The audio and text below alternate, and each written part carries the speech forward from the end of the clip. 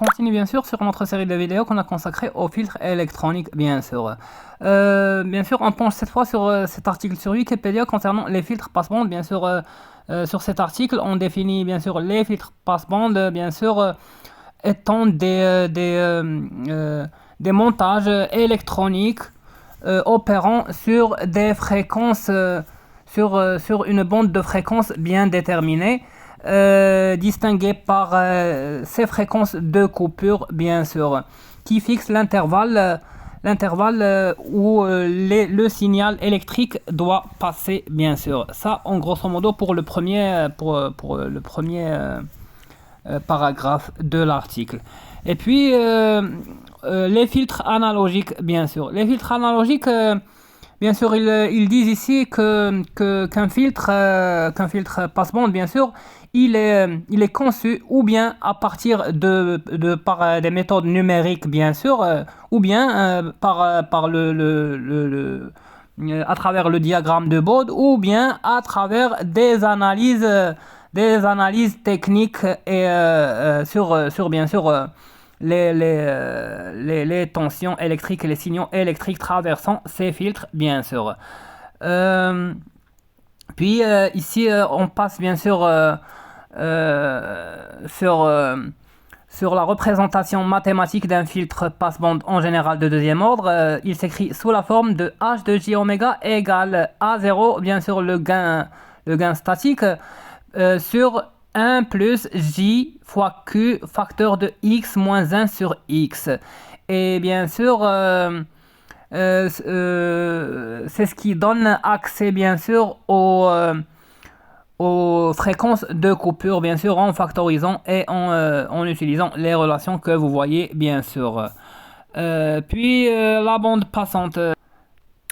Ce qu'on définit là, bien sûr, c'est que le gain sur l'intervalle de la bande passante doit être au maximum au-dessous du gain maximal de 3 décibels. C'est-à-dire qu'on fixe ici les fréquences de coupure étant bien sûr l'intersection de la courbe de notre fonction de transfert et la droite, bien sûr, moins 3 décibels. 20 log de oméga sur oméga 0, 20 log de T de J oméga égale moins 3 décibels.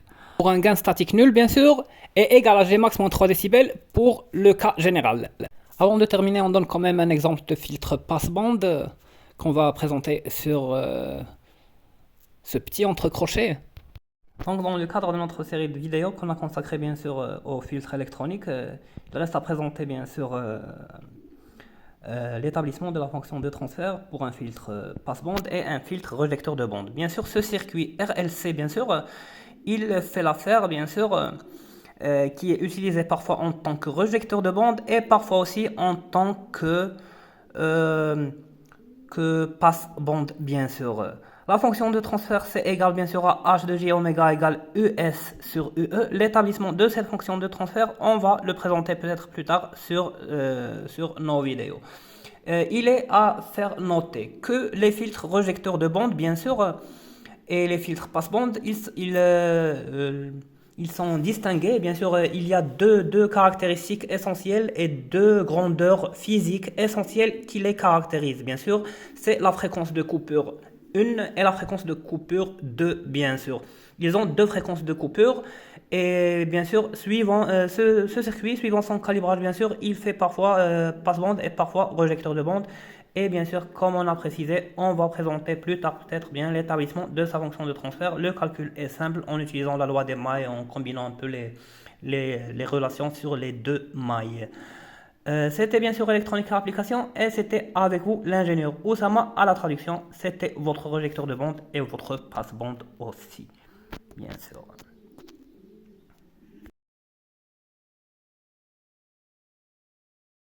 Je pense que ce sera tout pour aujourd'hui et bien sûr au revoir dans une nouvelle vidéo. C'était bien sûr Électronique et Application, c'était avec vous l'ingénieur Oussama à la traduction.